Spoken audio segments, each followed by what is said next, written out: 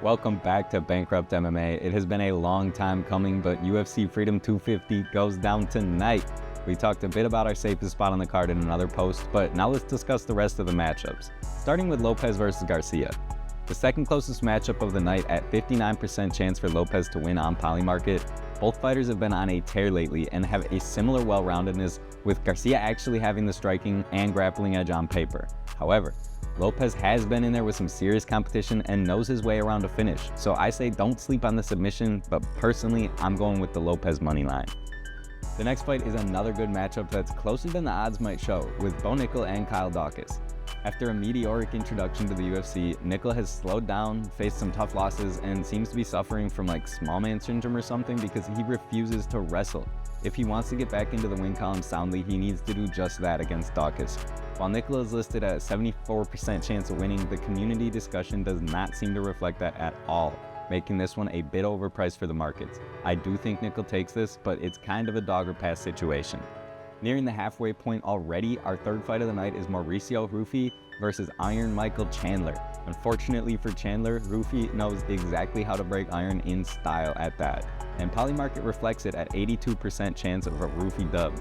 I expect to see him get it done early, but I'm just going with the overall KO. Here's one we've all been waiting for since we found out about the matchup. Josh Hokett versus Derek Lewis in a heavyweight bout, sure to be a banger. Although he's relatively fresh in the UFC, Hokett has already made a name for himself through grinding, high-paced fights, proving his cardio and chin against the division. Derek Lewis's strength is on another level though, and anything can happen in the blink of an eye. That said, I still think Hokett tires him out in the first, second, gets it done before the third at least by KO or submission.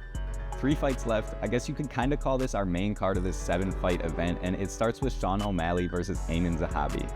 While Sean is coming in as a favorite showing 79% win chance on Polymarket, it's not as straightforward as that. He's going to have to go through the cardio and wrestling Zahabi brings to the table along with his well-rounded striking. Sean is levels above on the feet, and I believe he can keep it there for the majority of the fight, bringing home a KO or decision. On to our title fights, the first proving to be possibly the most historic bout in the UFC to date. Alex Pereira is challenging Cyril Gane in the heavyweight division, now his third division he's challenging for a title in. If he wins, he will be the first to achieve it. It won't be easy at all though. With Gane's athleticism and secret eye poke jitsu, Poatan is facing possibly the hardest challenge of his career, and the odds are even. I genuinely can't make my mind up on this one. I think Gane might have the slight edge, so I went with Poatan by finish only. If it goes the distance, I strongly believe Cyril gets his hand raised. Now for the main event, Ilia Topuria defends his lightweight belt from interim challenger Justin Gaethje.